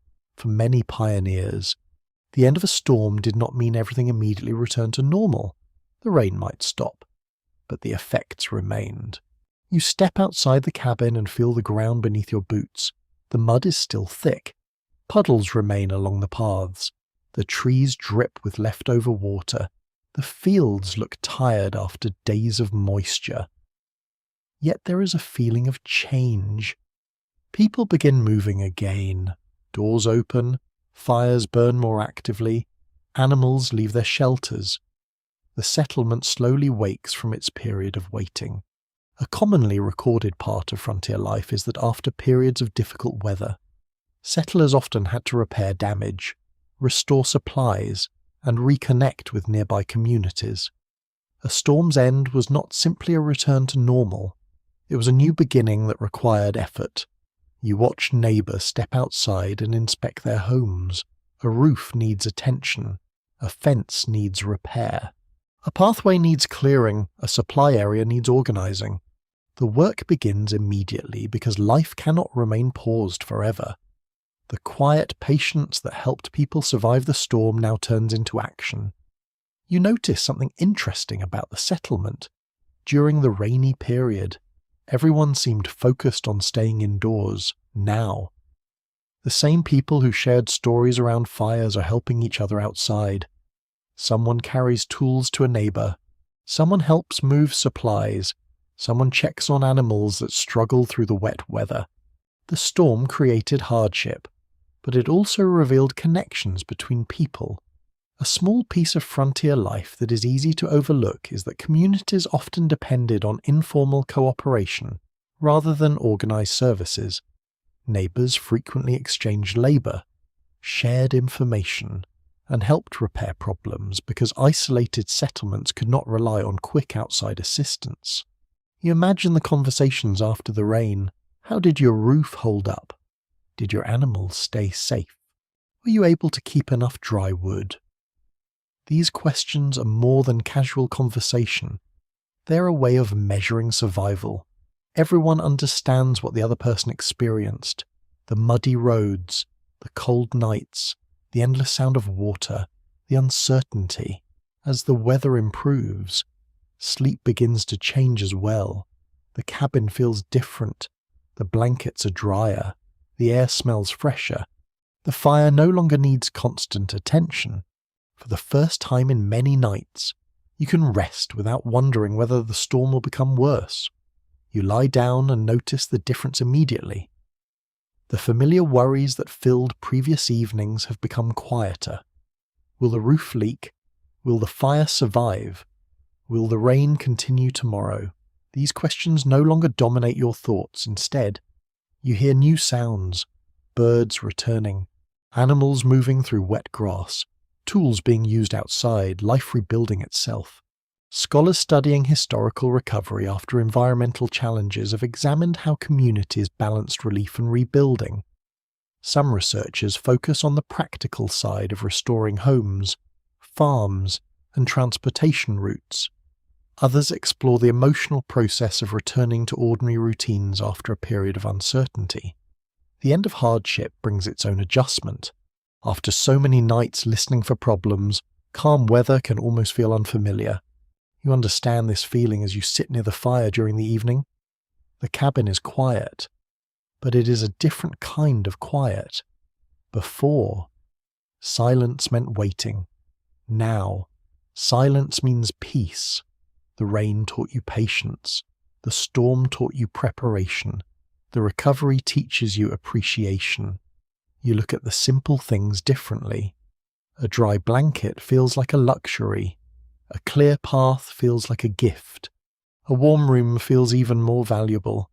The experience has changed the way you see comfort. Modern life often hides the effort behind basic necessities. Warmth arrives instantly. Shelter is usually reliable. Transportation continues regardless of weather. But pioneer life made every comfort visible. A dry place to sleep required planning. A warm meal required preparation. A safe home required constant care.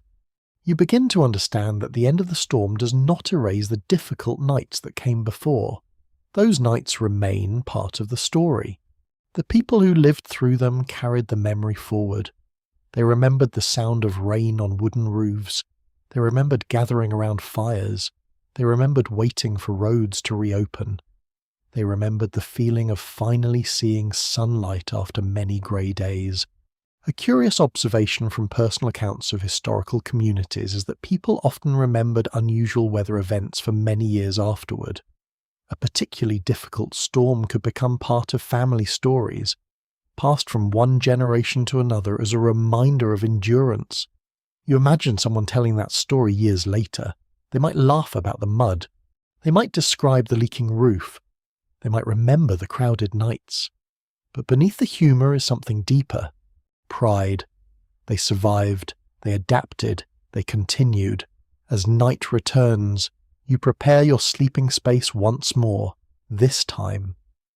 The routine feels lighter. The blankets are comfortable. The room is calm. The fire burns without urgency. You lie down and listen.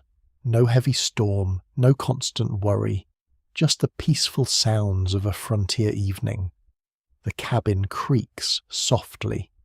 The wind moves gently. The world outside begins to settle. You think about all the nights that came before this one, the difficult nights in wagons, the cold nights in unfinished shelters, the evenings spent repairing, preparing, and waiting. Each one was part of the journey. The storm did not defeat the pioneers. It became another chapter in their lives. And now, as the rain fades into memory, you finally experience the quiet after the storm. A quiet that feels earned. A quiet that feels warm. A quiet that allows you to sleep deeply. The storm has passed, but the memory of those rainy nights remains with you. You walk once more through the frontier settlement, no longer seeing only the hardship. Instead, you begin to notice the details that reveal how people created a life from uncertainty. The cabin walls, the repaired blankets, the carefully stored supplies, the small paths connecting one home to another. Every part of this place tells a story about patience and persistence. You look back at the nights when rain seemed endless.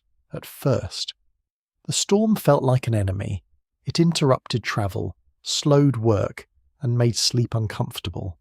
But over time, You learned that pioneers did not simply endure the weather, they learned how to live with it. They developed habits, they created routines, they found comfort in ordinary things. A familiar fact about frontier communities is that many settlers gradually transformed temporary camps and simple shelters into more permanent homes as they established farms, businesses, and local networks. The process was slow, but each improvement made daily life more stable. You imagine the same cabin you first entered during the heavy rains.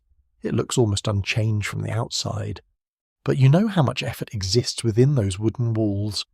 The fire burns more efficiently because someone learned how to manage it.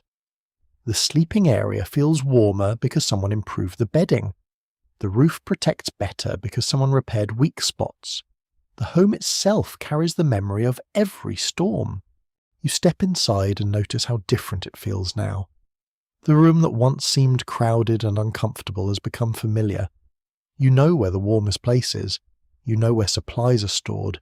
You know which sounds belong to the cabin and which sounds require attention. A home becomes more than a structure. It becomes a collection of experiences. You think about the people who slept here during the worst nights of rain. They were not famous explorers or legendary figures. They were ordinary families, workers, and travellers trying to build something lasting. Their stories are often quiet, but quiet stories can reveal a great deal. You sit near the fire and remember the many ways people created comfort. A parent adjusting a child's blanket, a traveller sharing a corner near the hearth, a neighbour helping repair a damaged roof, someone waking during the night to protect the fire. These moments may seem small, but they form the foundation of frontier life. Researchers of social history often explore how ordinary routines reveal the values of past communities.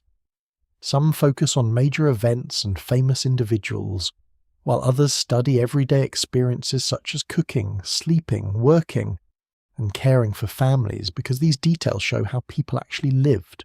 The story of pioneer sleep belongs to this quieter history. It is not about dramatic battles or famous discoveries. It is about the simple act of closing your eyes at the end of a difficult day. You think about how much meaning existed in that moment. A person lying down beneath a blanket was carrying the results of countless efforts. The shelter above them represented planning. The warmth beside them represented preparation. The people nearby represented cooperation. Sleep was never separate from survival. It was the final reward of daily work. A small and unexpected detail from frontier life is that many families preserved memories of difficult seasons through personal stories, letters, and journals. These accounts sometimes mentioned ordinary frustrations such as bad weather, uncomfortable sleeping arrangements, or damaged supplies because these experiences were significant parts of everyday life. You imagine those words being written by candlelight, a person describing the rain, a person remembering the cold, a person explaining how the family managed, years later. Someone else reads those words and tries to understand what those nights felt like. That is what you are doing now. You're listening to the sound of rain from another century. You're imagining the warmth of another fire. You're resting inside another person's world. The frontier often appears in history as a place of movement. People crossing mountains, people searching for land, people building new settlements. But there was another side. There were nights when nothing moved. There were evenings when the greatest achievement was simply staying warm until morning. There were moments when patience mattered more than speed. The endless rain revealed this hidden side of pioneer life. It showed how people responded when the world outside became difficult. They did not always overcome nature. Sometimes they simply adapted. They waited. They supported each other. They found small comforts. As darkness settles over the settlement again, you prepare for sleep one more time. But this night feels different from the earlier ones. You're no longer entering the storm as a stranger. You understand the sounds, you understand the routines, you understand the quiet strength behind these simple actions. The blanket feels softer because you know the work behind it. The fire feels warmer because you know the effort required to maintain it. The cabin feels safer because you understand what it represents. Outside, the frontier stretches into darkness, the fields rest, the animals settle, the paths become quiet. Inside, the fire creates a gentle glow across the wooden walls. You close your eyes and think about all the people who experienced nights like this. They faced weather they could not control. They lived with uncertainty. They carried responsibilities that followed them from sunrise until sleep. Yet they also experienced moments of peace. A warm meal, a shared story, a quiet evening, a safe place to rest. These moments were not interruptions to frontier life. They were frontier life. The rain may have tested them, but it also revealed their ability to create comfort in difficult conditions. The storm fades further into memory. The cabin remains. The fire glows.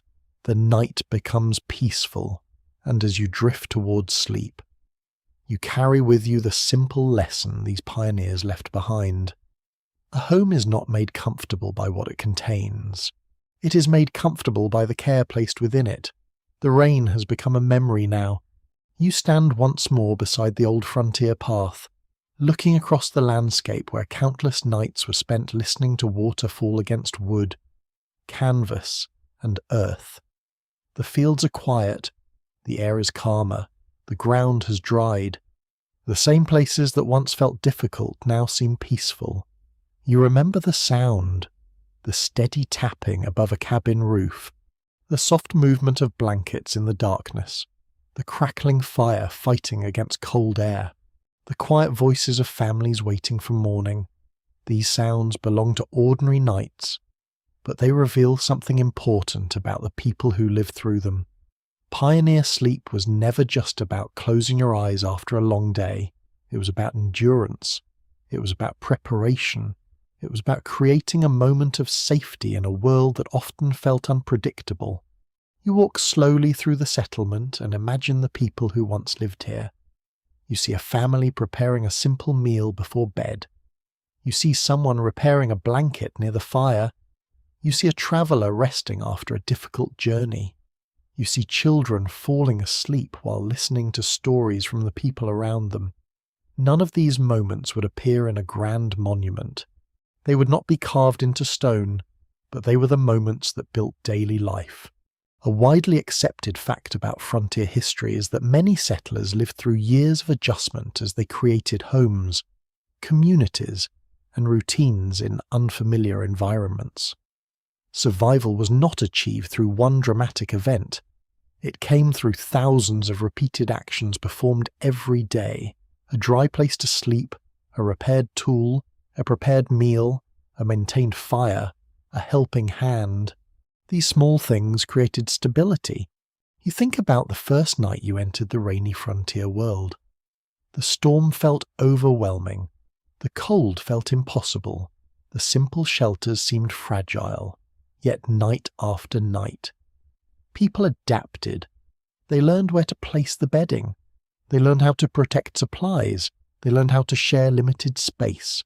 They learned how to find comfort without expecting perfection. This may be the greatest lesson hidden inside these rainy nights. Comfort does not always come from having more. Sometimes it comes from understanding what you already have.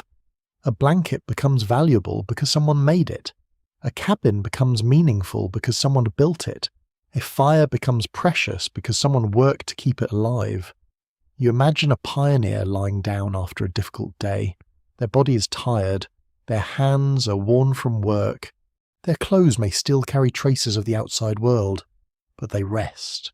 And in that moment, they experience something every human being understands: the relief of finally being safe. A curious detail from frontier memory is that many families pass down stories about unusual weather events, not only because the storms were difficult, but because surviving them became part of their identity. A season of heavy rain could become a family story told years later, remembered with a mixture of frustration, humour, and pride. You can almost hear those stories being shared beside a warm fire. Someone laughs about a muddy road that seemed impossible to cross. Someone remembers a roof that needed constant repair. Someone describes a night when everyone crowded together for warmth. The details may change with each telling, but the feeling remains. We were there. We endured. We continued. Some historians continue to debate whether harsh frontier conditions created stronger communities, or whether these conditions simply reveal the cooperation that already existed among people. The answer may depend on the place, the people, and the circumstances. Hardship can bring people together, but it can also create exhaustion and difficulty. The frontier contained all of these experiences. There was kindness, there was frustration, there was hope, there was uncertainty. The important thing is that people continued building lives despite conditions they could not fully control. You return in your imagination to the cabin one final time. The evening is calm, the fire burns gently, the sleeping area is prepared, the rain is no longer a threat. Instead, it has become part of the story. You lie down and feel the quiet around you. The wooden walls hold the warmth. The night air moves softly outside. The world feels larger than before, but also more familiar. You understand now that pioneer nights were not only about surviving cold rain. They were about finding humanity within difficult circumstances. The storm outside tested people, but it also created moments of connection. Families gathered closer, neighbours helped each other, travellers shared shelter, children learned resilience, communities grew stronger. The sound of rain once represented uncertainty. Now it represents memory. It reminds you of the patience required to live without instant solutions. It reminds you of the creativity needed to turn simple materials into homes. It reminds you that people from the past were not so different from people today. They wanted warmth. They wanted safety. They wanted a peaceful night of sleep. The world around them was different, but those desires remain familiar. As the final evening settles over the frontier, you hear the gentle sounds of a quiet settlement. A door closes, a fire crackles, an animal shifts nearby. Someone takes a final look outside before resting. Then the lights fade. The cabins become still, the frontier becomes quiet, and somewhere beneath the endless sky, another night begins, a night without fear, a night without struggle, a night where the only task left is to rest. The rain falls softly in your imagination now, not as a storm, not as a challenge, just as a gentle sound from a distant time. You picture the old frontier cabins resting beneath the night sky. The wooden walls stand quietly, the fields are peaceful, the paths are empty, the fires glow with a warm and steady light. You no longer need to carry the weight of those difficult nights. You can simply listen. Listen to the quiet rhythm of water. Listen to the soft movement of the wind. Listen to the peaceful silence between each sound. The pioneers who lived through these moments have returned to history, but their experiences remain. They remind you that comfort can be found in simple things: a warm room, a safe place, a familiar voice nearby. The night grows deeper. The old cabins become smaller in the distance. The lanterns slowly fade. The footsteps on the frontier paths disappear. Only the gentle rain remains. You breathe slowly and imagine yourself resting beneath a warm blanket, protected from the cold outside. The worries of the day become lighter. The noise of the modern world becomes quieter. For a moment, you are simply there, under the same sky, listening to the same rain, sharing a peaceful night with those who came before. The frontier sleeps, the forests rest, the plains become still, and as your thoughts become softer, you drift toward a calm and quiet sleep. May your night be peaceful, your dreams be gentle, and your journey through history continue whenever you return. End of script.